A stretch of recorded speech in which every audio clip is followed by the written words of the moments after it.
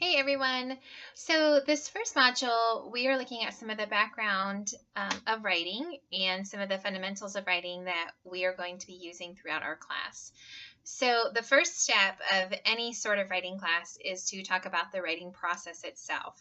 So in addition to the reading in the textbook and in your McGraw-Hill Connect, and then the web pages that I've linked, I also wanted to just go over with the writing process with you.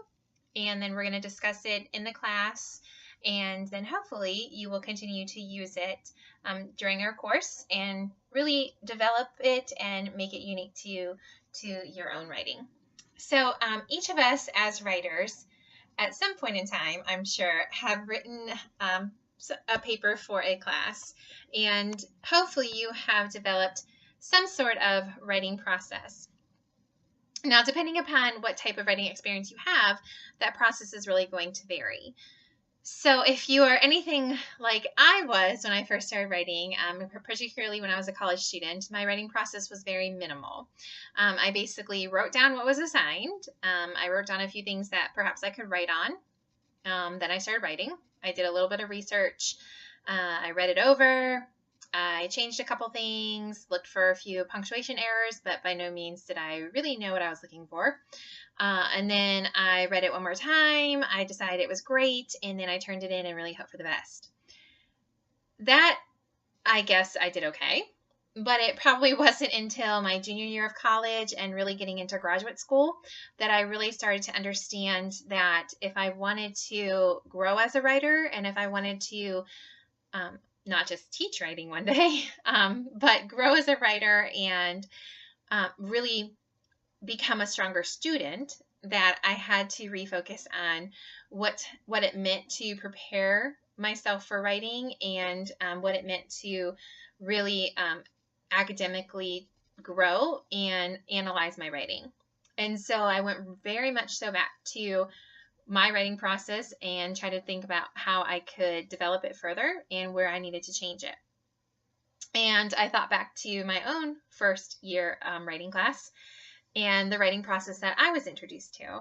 And this is the very same writing process that I'm going to talk to you about. The writing process, it's the same writing process that you probably have heard before, but what I always tell people is that the writing process is not perfect. This is not science.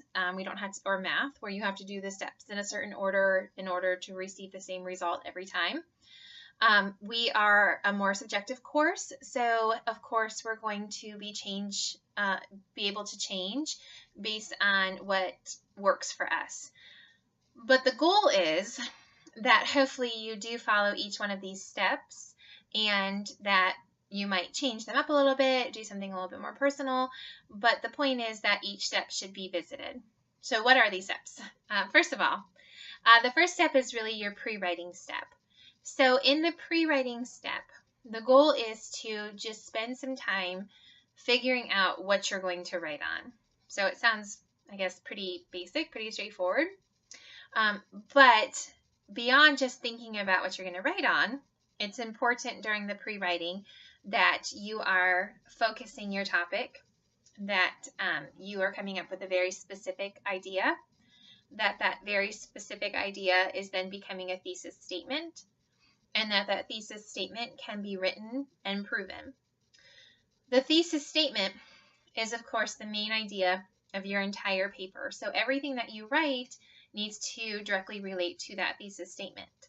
And depending upon what your goal for your writing is, that thesis statement could be different. So if your goal is to persuade, you're going to have a more argumentative thesis statement. If your goal is to tell a personal story, then your thesis statement is going to be, of course, a statement of that personal story. If your goal is to compare and contrast, then that thesis statement is going to set up your two topics and that they're alike or different. But in pre-writing, your ultimate goal is to decide what I'm going to write on, how I'm going to focus it, and how I'm going to organize it. So there are several different ways that you can pre-write, and I'm going to link those different ways for you rather than just talk about each one.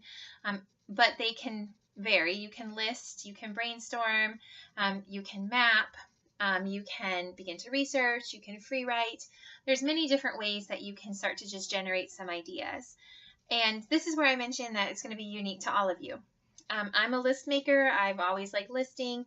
Other people like visuals, so they're going to tend to cluster. The goal is, though, just to start thinking and begin to really go towards a thesis statement. When you finish pre-writing, I always tell people a good last step is to come up with a general rough outline. That way you can write down your thesis statement, you can write down your main ideas, and you can begin to see if it's going to take a good shape for an essay. Now, next week we talk more about essay structure, and that's where this is all going to be revisited when I'm talking about the thesis statement, when I'm talking about your main ideas and having enough main ideas and enough support. But this is just kind of the beginning of it. The next step of the writing process is your drafting. It's really important that you separate a rough draft from a final draft. I think oftentimes, especially in college writing, we're so pressed for time, and I recognize that with everyone. We're juggling multiple classes. Many of you are juggling work, family responsibilities, and so everything is, I guess, rushing. But if you want to grow as a writer, it's extremely important that you have a rough draft, a gap in time, and then a final draft. So in the rough draft stage, the goal is to just take your pre-writing and make it into a paper.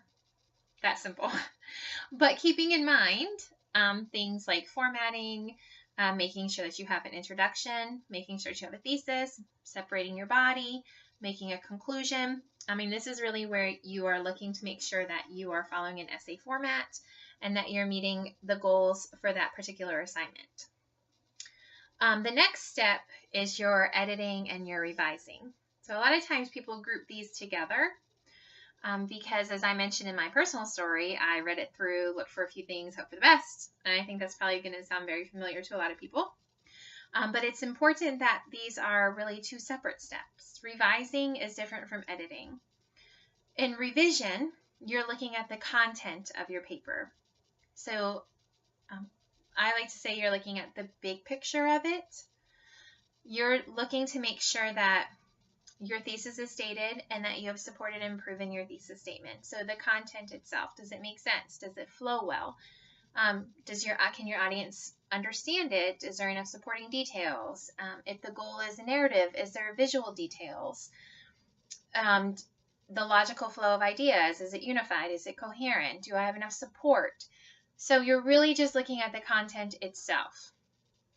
And the editing part of it is when you're looking at those smaller details, the punctuation, the word choices, the citations. You're looking to see if your person shifts, your time shifts. So these are where you're actually looking at your grammar and your mechanics, your sentence structures, your formatting, all of that. I always put that second because A papers are not just because you have grammatically correct papers. A papers are because you have content that deserves A papers. Now, can not editing hurt an A paper? Of course, because errors can be distracting and they can change content.